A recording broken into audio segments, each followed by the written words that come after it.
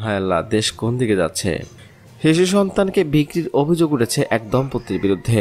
ভারতের পশ্চিমবঙ্গের উত্তর 24 পরগনার পানিরহাটি এ ঘটনায় শিশুটির মা ও দাদাকে পুলিশ গ্রেপ্তার করেছে।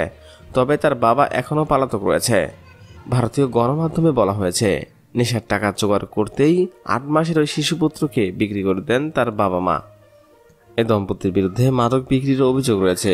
একাধিকবার গ্রেপ্তারও হয়েছেন এরা। এর মধ্যে শিশুপুত্রীকে কয়েকদিন দেখতে না পাওয়ায় সন্দেহ হয় স্থানীয়দের। রোববার এ নিয়ে শোরগোল শুরু হলে জানা যায় 2 লাখ রুপিতে শিশুপুত্রীকে বিক্রি করে দিয়েছেন ওই দম্পতি। বিষয়টি থানায় জানানো হলে পুলিশ শিশুটির মা ও দাদাকে গ্রেপ্তার করে। স্থানীয় সূত্র বলছে, ওই পরিবারের বিরুদ্ধে দীর্ঘদিন ধরে এলাকায় মাদক বিক্রির অভিযোগ রয়েছে। দম্পতি নিজেরাও মাদকাসক্ত। মাদক কারবারে যুক্ত থাকায় একাধিকবার গ্রেপ্তার হয়েছেন তারা। দম্পতির একটি 8 বছরের কন্যা সন্তান রয়েছে। সম্প্রতি ওই দম্পতির 8 মাসে শিশুপুত্রকে দেখতে পারছিলেন না প্রতিবেশীরা। গত রোববার ছেলের কথা জিজ্ঞেস করলে শিশুর মা জানায় তাকে আত্মীয়র বাড়িতে রেখে আসা হয়েছে, কিন্তু তার কথায় সন্দেহ হয়। থানায় বিষয়টি জানায় এলাকাবাসী। পরে পুলিশ তদন্ত করে জানতে পারে 2 লাখ রুপিতে শিশুটিকে বিক্রি করা হয়েছে। দর্শক, নিজের জন্ম দেওয়া সন্তানকে নেশা খাওয়ার জন্য কিভাবে মানুষ বিক্রি করতে পারে? এই মা বাবার কি শাস্তি আশা করছেন?